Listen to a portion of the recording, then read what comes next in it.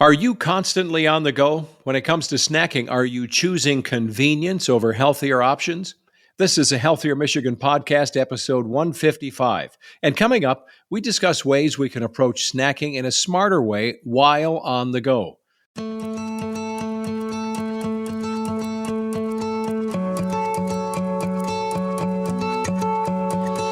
Welcome to a Healthier Michigan podcast, the podcast dedicated to navigating how we can improve our health and well-being through small, healthy habits we can start implementing right now.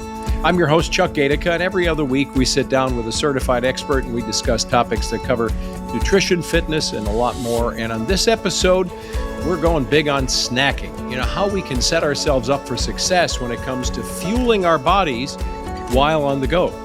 With me today is registered dietitian for Blue Cross Blue Shield of Michigan, Shanthi Appelö. Shanthi, nice to see you again. Nice to see you. Well, this is interesting because we sort of make assumptions, I think, about snacking. We're constantly, it seems, on the go, all of us, one way or another, whether you got a big family, no family, you're driving here and there, and you're trying to make healthier choices that may fall to the wayside at times because we get too busy or something else comes up and you're favoring convenience. That's not a new topic. It's the way the world is revolving, I guess, now. But if we look at some of the data, according to the CDC, 37% of adults are consuming fast food on a given day, and fast food snacking would fall into that. So it appears that fast food snacking and other fast food can impact blood sugar, blood pressure, our overall health, at least in the short term. And additionally, they say that diets rich in fast food could lead to all kinds of issues for the body, maybe digestion, inflammation, heart health, a whole lot more. So how do we approach smart snacking while we're on the go so we can keep our health great and still be fueled up in between these pit stops of life? Yeah. So I think maybe it's helpful to talk about why we snack as a society and why we should snack. So first, a lot of us snack because we're bored, because we want to indulge in something that tastes really good. Maybe we're distracted. We're just like sitting at our desk or typing, working, and the food right there next to you is just a distraction. It could be that we're hungry. Maybe it's something cultural. Some people snack because they're not sure where their next meal is going to come from. So, kind of that food insecurity driving it. Now, why we should snack is more so there are these kind of, blanks to fill out our fuel for the next meal. So they give us more energy throughout the day. Oftentimes people eat breakfast, lunch, and dinner. So it's something to hold you over. It can also be something that prevents you from overeating at your meal. So say, you eat breakfast at 7 a.m., you're not going to eat lunch until 1 p.m. That can make you kind of run out of energy. And maybe once you do get to that 1 p.m. meal, you're overeating. You're eating so fast, you're not really recognizing how much you're eating. And so the last thing I think is it's a great way to fit in all the nutrients that you kind of didn't get into your meals. Like if you, for example, know what you're going to have, a general idea of what you're going to have throughout the day, you're like, I'm not really getting my goal for vegetables or protein or something. It's a way to fit that in. Well, it's interesting because I think I'll just speak for me. Sometimes I think, well, I'm not thinking of protein or vegetables all the time. I'm thinking, this candy bar has nuts, so it must be okay, right? I'm doing something good for myself. And obviously, I'm talking myself into that one. But trying to find a way to get healthy snacks, even for purchase, is going to be a challenge unless you're one of these folks that use all kinds of containers and baggies. And I know you've talked about food prep in the past. That's a way to maybe navigate into that space, right? You're so right. It can be challenging to find things at the grocery store or at convenience stores that don't have a ton of added sugar in them or aren't so heavily processed in another way. It's hard to find a granola bar, a protein bar, anything like it that doesn't have a candy's worth of sugar. So it can be challenging. I think, too, it's important to note that, our country spends about $14 billion a year on advertising for, food. And 80% of those are going to promote the fast food, the sugary drinks, the candy, and these snacks that we're talking about that aren't so healthy, right? So they're very accessible to us. They're easier to grab and go. And unfortunately, they're not formulated for health oftentimes, even if they say that they are. So I do have some of my favorite snacks I could share. Yeah, sure. So some of these might be a little interesting. I, grew up in a different country. And so I tend to maybe eat a little bit differently than some people. But I remember first moving to the US and being really shocked that chips were such a regular part of a rotation for snacks. I had only ever been allowed to have that. I moved here as a teenager, but I had only ever had that on special occasions or like a Friday night when you're watching a movie, never as a snack, right? You're talking about potato chips? Potato chips, yeah. Those were special occasion foods. But some of the things that we would see in our school cafeteria that I often would still have, are things like kefir. It's rich in probiotics. It's got some protein. Oftentimes there's some fruit blended into it. We would also see a lot of open-faced sandwiches. So this is what I encourage people to do with snacking is think outside the box. Snack foods don't have to just be snack foods. Breakfast foods don't just have to be breakfast foods, and so on and so forth. So, sometimes as a snack, I'll just heat up a very small portion of my leftovers from the night before. Doesn't have to be lunch. I'm just needing something to hold me over until my next meal or to give me some energy, right? But the open face sandwiches I love because you can make them so versatile. You can have one whole wheat piece of toast or something like that. They range from 70 to 100 calories where you're packing in a lot of fiber and then so many opportunities for protein on top. I love putting hummus on them.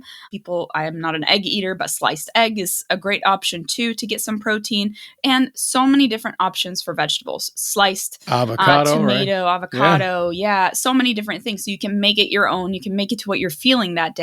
But what I like to keep in mind for snacks in general is we want to keep it to about 150 to 250 calories. So does that idea also kind of sneak in that we've heard of this over time, the 5 smaller meals a day? In other words, you're calling it a snack, but if I'm going to have an open-faced sandwich at 11 o'clock in the morning to get me toward lunchtime or same thing in the afternoon, that's kind of a mini meal, but that makes sense. That's because kind of what a snack is, though, right? It's just food, right? Yeah, right. Yeah. And so it's up to us what we want to make that snack in our mind. And again, it comes down to this caloric value, right? Like if we want to try to stay under 250 or so, that's kind of where a lot of these snack bars are as well. So think about, I was saying like the open face sandwich, maybe it's 70 calories for an egg. That's all protein.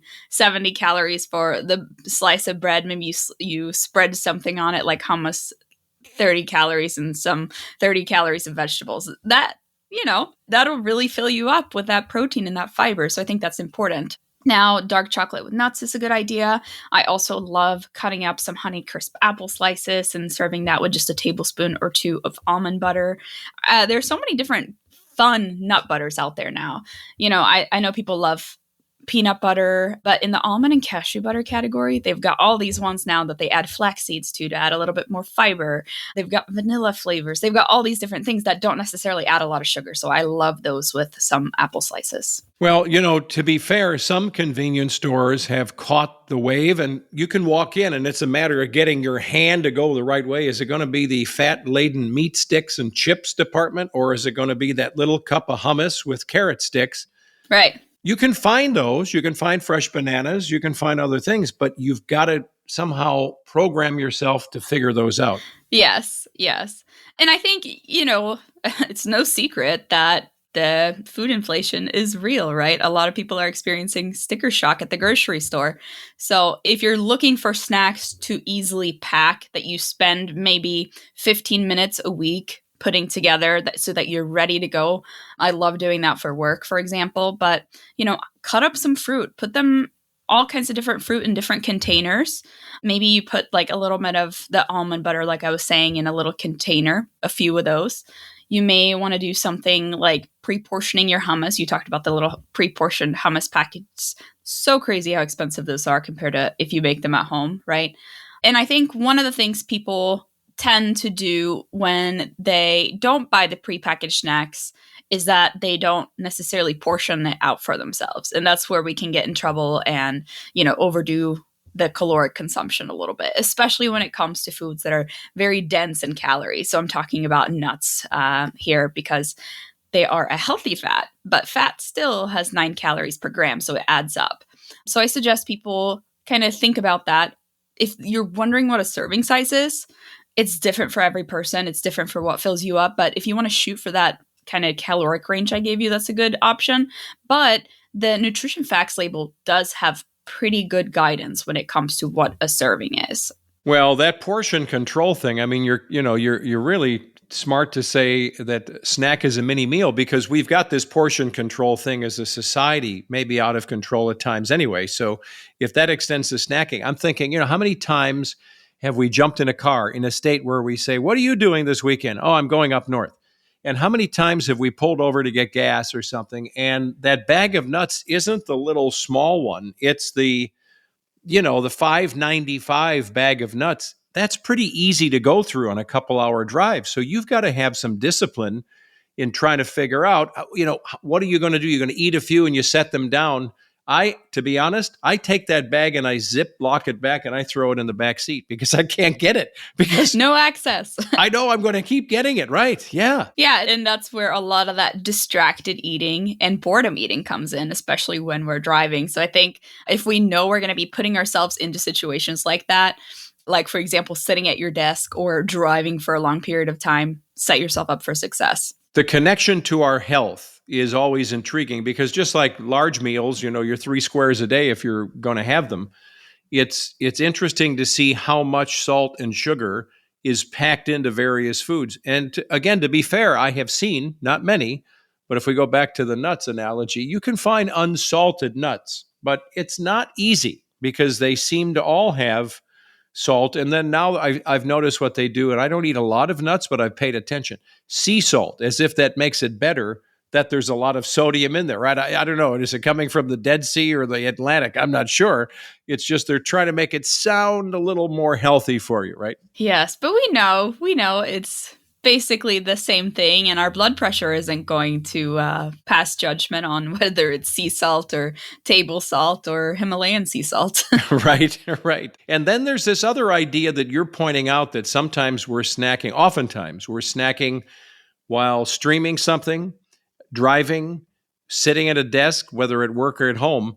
You've got kind of a double whammy there, don't you, Shanthi, where you're not moving and you're now ingesting maybe a lot of salt. So if you're not hydrating well, now what? I think for occasions like that, it's nice to be able to mindlessly snack sometimes, right? Like we're all guilty of it. But some things that I like to do for those situations, if I know I'm going to be, in a car for a long time, is I'll pack sliced cucumber. I love European cucumber or the English cucumber because they don't have a lot of seeds inside. But dipping that in a little bit of buffalo sauce or some Greek yogurt is so good. And you can kind of keep crunching. Same goes for carrots. I love these carrot chips that you can find at the grocery store. They're just crinkle cut. There's nothing fancy about them, but the way that they're cut, it does something to me. I like them. And my dogs like them too. But anyways, when we find things like that are these, non-starchy vegetables, we can really fill up on them. And I think that's important. I think a reminder too is that the recommendation for fruits and vegetables is 3 vegetables, 2 fruits a day. So that's a great opportunity for us to fit those in our snacking sessions. And you were kind of saying this, but back to portion control. If you're grabbing a handful of crinkle cut carrots, you're not counting them or weighing them. You're just grabbing a handful and go, why? Yeah. Yeah. There's nothing really to mind there. So what other personal things do you like to take with you? Because some of these things I can see, I'm not a big kefir guy. I love Greek yogurt, but there are certain things where I'm kind of like, I cannot see driving up north with a cup holder filled with I love that you're imagining this, though. You're like... I'm trying to get into the kefir thing because I've tried it and I'm like, I'm not quite sure. Understandable. What are the ways to get over that? Is it simply just trying it once? Because I've got this preconceived notion of what it may be like. No, my fiance, he won't touch it either because he is scarred from the time that he poured it. Actually, no. He didn't just pour it into his coffee. He steamed it first. We've got a little espresso maker. He pours it in. He notices it's quite thick, but, maybe thinks, it's kind of like heavy whipping cream. We'll steam this up. Oh, my goodness. Could you imagine the sour coffee plus the sour kefir? So, it's not widely accepted in my house. So instead, Greek yogurt with some cut fruit is great. I love mixing a little bit of this like lemon flavored yogurt with some plain yogurt because I don't love mine very sweet. So I do a little mix of both. I also really love crunchy chickpeas. There's this brand called Vienna. They have all kinds of flavors. There's like ranch, there's an everything bagel seasoning, there's honey roasted barbecue. There's all kinds of flavors. And what's great about them is that they're roasted, they're not fried, but they are so crunchy, full of fiber. It's crazy how much fiber is in chickpeas. And, of course, it's going to hold you over until your next meal. And they're really tasty too. You can make them in the air fryer. And do you season them when you make them in the air fryer? I do. Yeah, you can do all kinds of fun things. I do a little bit of brown sugar with cayenne pepper, a little sweet and spicy action. And, I think it's good to be cautious of how much sugar is in things, but don't be afraid to use a little bit to make something more palatable, right? We just want to be cautious of how much. Another thing I love to bring is popcorn. So, of course, light popped. We want to stick to those that have about 35 calories per cup. So, you can have a few cups if you like. Actually, on healthiermichigan.org, we have some great fun recipes of some DIY mixes you can do for your popcorn. And one of my favorites is one with nutritional yeast, because nutritional yeast, it's not actually yeast, but it adds this like beautiful nuttiness and adds a little bit of extra protein. And it's almost like a sprinkle of cheese on there. Is that what it tastes like? I've never had it on popcorn. Yeah, kind of. And if you mix it with, a little bit of like maybe some herbs like dried thyme or dried oregano with a little bit of garlic, it definitely hits the spot. Well, it's interesting. You're saying 35 calories a cup because the popcorn that's supposed to keep me skinny, if I'm not I'm going by memory. If I'm not wrong, it's like 100 calories per cup. So there still is some fat or something in there beyond the popcorn, right? And just, again, it goes back to how much you're looking to have in a snack calorically for your size and your goals and what really is going to hold you over. And then again, like what you're looking for as far as palatability. Like if you're someone who just wants a little bit of extra fat, maybe you just have less. I think it's silly to just go for the extreme healthy option sometimes when there's plenty of nutrients that we can have that is a little bit more palatable with some fat and some sugar. So being deprived as a youngster, as you were, where you couldn't have chips or sweet candy unless it were a special day of the week, I'm making stuff up here, but I'm joking with you. But the idea of what does Shanthi have when you want to go crazy? Like, do you grab a candy bar? What do you have? And can you do that with people around you who know what you do for a living? Or are you like, oh, I got to hide now? Well, yeah, so it's funny. In Sweden, there's something called lördagsgodis, and it means Saturday candy. And it's this phenomenon where basically kids only eat candy on Saturdays. It's wild, but it happens. And maybe, on like Christmas and things like that, your birthday, maybe you get some candy. But yeah, it's a real thing. But I think it has shaped what I consider snacks. I am proud to say that I am a dietitian who would never pass judgment on anyone. And I'm not going to feel guilty about what I consume in front of people because people will say stuff, they're like, oh, the dietitian's here. I'm going to be careful. But I think it's so important to have the foods that you enjoy and just find balance. But if I were to say my like guilty pleasures, it would be Nutella by the spoon. That's a good one. And honestly, chips with sour cream. I love these pop chips. They actually are popped. I just love the way they taste, but the barbecue flavor, they are kind of actually lower in calories than a lot of potato chips, but they are popped. They are delightful. The crunch and, with a little bit of sour cream, that's my jam. It is interesting how your childhood can influence even your taste buds moving forward through adulthood. My wife was raised in the South, and her big thing with her family Sunday nights was having chips, just that time. She never mentions chips another time, with sour cream and onion dip. And to this day, if she has a craving, that's what it is. But it takes her immediately back to Sunday nights as a kid. Yeah. And she'll say it out loud every time. Aw, I love that. And that is, in a way, for her, maybe it's not tomato soup and grilled cheese, but that's comfort food for her because she's thinking of her mom and dad and, all that goes with it. So it's kind of fun. Yeah. So in your experience, Are there any other strategies we should be thinking about when it comes to smarter snacking habits? I mean, you've covered a lot in busy schedules. I think a large part of this is trying to consider prepping, right? To try to get ahead of the curve. Yeah, plan, prep. I think also write things down that you like as a snack, because sometimes when they fall out of your rotation, it's easy to forget about them. Yeah. Yes. So something my fiance and I do is every Sunday at 10 o'clock, we sit down around the dinner table and we have breakfast together. I know we sleep in quite a bit, but we talk about what we were going to have for the week ahead meal-wise. We also talk about what snacks are going to fit in there, what breakfast we're going to have, and which ones are going to be convenience things, like which days might we not want to cook. And we create a grocery list accordingly so that we don't really go out of that. But I think it's something that helps us, because then we can go back. I write these things down. It's almost like I take minutes, but I will go back and be like, what did we used to snack on that was so good? And it'll bring back some things. So anyways, I encourage people to write things down that they really enjoy, bring them back into rotation and switch it up sometimes. And when it comes down to it, your preferences are going to change. Don't feel guilty about it, but try to fit in some things that are going to be filling in the gaps for your nutrition for the day. Well, you've got so much knowledge in this department. I have to tell you that if I had to sit next to you at a dinner party, this has happened to me in the past. I'd be if you're looking at what I'm getting, like what's my portion? Did I get an extra piece of cake? I had to sit next to the former head of Weight Watchers, the late Florine Mark, on a panel luncheon. And they're done with lunch and the guy comes up, the server, would you like dessert, and puts this plate of chocolate cake. Shanthi, I couldn't eat it. I mean, I thought I would love to have it, but there would be a little pressure there. And so that's an interesting long way of me saying that conversation you're having with your fiance, you're kind of applying pressure to each other though, aren't you? That you're planning, that you're talking about it, that you're going to shop from a list. You've got a shopping buddy there. That itself is a bit of accountability. It is nice, yeah. And, we do make sure that we fit in things that we love and that are special treats. Like ice cream is certainly going on there. The hazelnut crunch we left that one out. Holy cow. Yeah.